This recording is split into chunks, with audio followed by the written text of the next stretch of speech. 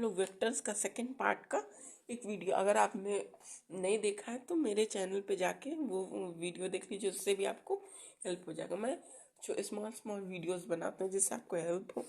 तो चलिए स्टार्ट करते हैं। वेक्टर्स का एक प्रॉपर्टी ये भी होता है कि उसको हम लोग पैरेलली मूव कर सकते हैं। अब चलिए समझते हैं इसका मतलब होता क्या है। एक वेक्टर मैंने इसको ड्रॉ किया, इसको मैंने उठाकर, ये मान लीजिए ये जो पेन है मैंने लिया है, ये वेक्टर है, इसको एकदम पैरेलली मैं यहाँ से उठा के यहाँ से रख सकता हूँ, यहाँ उठा के यहाँ मैं रख सकता हूँ।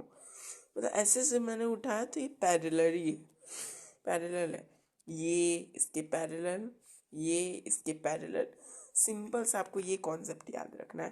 पैरेलल का भाई अब क्या यूज़ होगा तो क्वेश्चंस में जैसे कि आएगा तो हम यूज़ करेंगे। चलिए समझते हैं कैसे क्वेश्चंस में आएगा।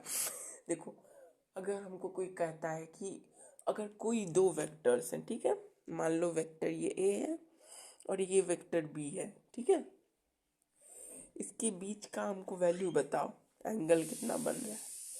एंगल अगर बताने को कोई पूछ रहा है, बोल रहा था कि एंगल इन दोनों के बीच कैसे हम लोग फाइंड करेंगे, तो इसका सिंपल है। देखिए, अगर कोई वेक्टर, इसका मैं पहले बता देता हूँ कोई वेक्टर को कैसे डिनोट करें। ये वेक्टर हुआ, इसको हम लोग क्या कहेंगे, टेल, भले हेड पार्ट। हेड पार्ट हम लोग को क्या बताता है, डायरेक्शन है ये, ठीक है।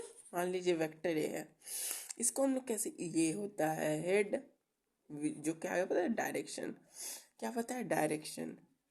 और ये क्या होता है, उसका होल बॉडी, क्या होता है, होल बॉडी। इसको क्या कहते हैं, टेल, जो कि क्या बताता है, मैग्नीट्यूड। अगर कोई भी वेक्टर का हम लोग, ये तो डायरेक्शन चलिए बताता है, नॉर्थ में जा रहा है कि साउथ में जा रहा है या नीचे जा रहा है, north south up down east west. इसका और इसका, ये तो सिर्फ डायरेक्शन में हेल्प करता है। ये मैग्नीट्यूड से हम लोग को पता चलता है कि उसकी वैल्यू कितनी बड़ी है। अगर मान लीजिए जैसे ये दो, देखिए दो, एक वेक्टर, एक ये वेक्टर, एक ये वेक्टर, इसका तो डायरेक्शन चलिए सेम है, वो बात हम लोग छोड़ देते हैं। इसका मैग्नीट्यूड देख रहे हैं, टेल से हमें पता चल रहा है कि कितना बड़ा है और इसका कितना स्मॉल वेक्टर है। तो आप लोगों को इजली ये सब कॉन्सेप्ट क्लियर हो गए होंगे। तो चलिए हम नेक्स्ट में मूव करते हैं कि कैसे हम ये वेक्टर्स, अब मान लीजिए हमको वेक्टर्स को जोड़, उनके बीच का एंगल निकालना है, कोई दो वेक्टर्स के बीच। तो देखिए यहाँ मैंने लिखा है, आप इसको लर्न भी कर सकते हैं, बहुत इजी कॉन्सेप्ट है। अगर कोई भी एक वेक्टर का हेड और दूसरे वेक्टर का हेड दोनों जुड़ गया साथ में, तो उसका हम लोग एंगल निकाल सकते हैं। और अगर कोई एक वेक्टर का टेल का एक एंड, लास्ट एंड, और दूसरे वेक्टर का लास्ट एंड जुड़ गया, तो उसका भी हम लोग इजिली एंगल, इन दोनों के बीच का एंगल निकाल सकते हैं। लेकिन अगर किसी का टेल मिल गया और किसी का हेड मिल गया, तो ध्यान रखिए, कभी भी हम लोग इसके बीच का एंगल नहीं निकाल सकते हैं, कभी भी नहीं निकाल सकते हैं। चलिए देखते हैं कुछ एग्जांपल्स, कैसे हम लोग एंगल निकालते हैं। जैसे ये वेक्टर बी, वेक्टर ए, इसका मान लो बीच का दिया है 30 डिग्री, तो इसलिए हो गया 30 डिग्री। मान लो देखो, ये ए, ये वेक्टर बी, इन दोनों के बीच का एंगल 160 डिग्री। अब क्या बताइए, ये वैलिड है? नहीं होना चाहिए, क्योंकि इसका एक हेड है, इसका एक टेल है, जो कि एंगल नहीं बना सकता है। तो हम लोग को एंगल बनाना मतलब वैलिड ही नहीं है। तो हम क्या पढ़ा था ऊपर, पैरेलल। वेक्टर का क्या प्रॉपर्टी होता है, पैरेलली इसको मूव करना। तो हम उसको उठा के डायरेक्ट यहाँ से यहाँ पुट कर देंगे, उठा के यहाँ रख देंगे। तो यहाँ रखने से क्या फ़ायदा होगा, अब इसका एंड, दोनों का एंड टेल टेल मिल गया, जो कि हम लोग ने देखा था कि ये वैलिड है एंगल निकालने के लिए। अब इन दोनों का यहाँ ये एंगल मीट हो गया, फिर हम इसको पीछे करेंगे। फिर 160 डिग्री इसका इतना था। अब ये डिग्री कैसे पता चला, 20 डिग्री है, तो चलिए मैं समझाता हूँ कैसे था। ये जैसे एंगल, ये इतना 160 डिग्री, तो आपने, हम लोगों ने पढ़ा रहा था कि अगर कोई भी स्ट्रेट लाइन है तो इसके बीच का एंगल क्या होता है, 180 डिग्री। तो 180 डिग्री प्लस 160 डिग्री, मतलब इसमें घटा देंगे -160 डिग्री, तो क्या वैल्यू आ जाएगा, 20 डिग्री। सबसे सिंपल।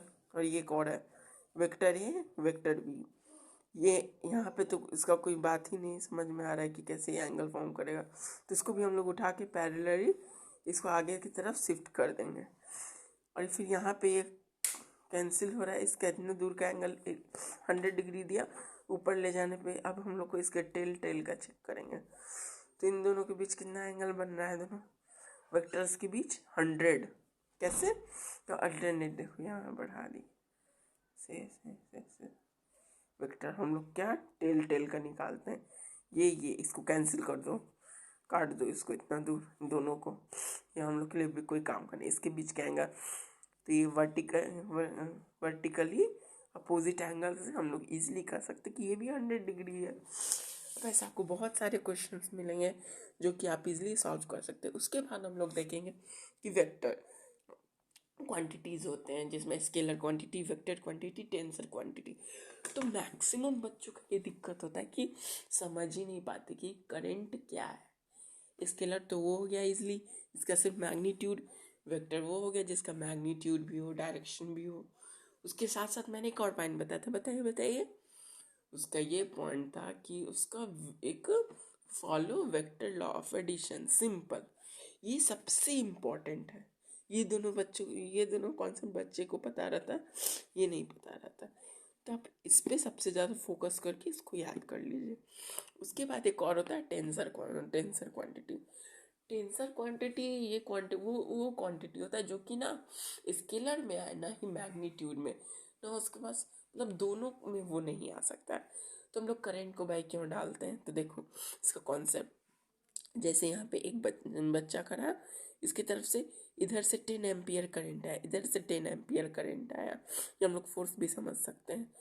तो इसको क्या यहाँ पे आके दोनों कैंसिल आउट तो नहीं कर पाया, मतलब इसको 10 और इधर आके कैंसिल आउट कर देना चाहिए, लेकिन ये नहीं कर पा रहा है।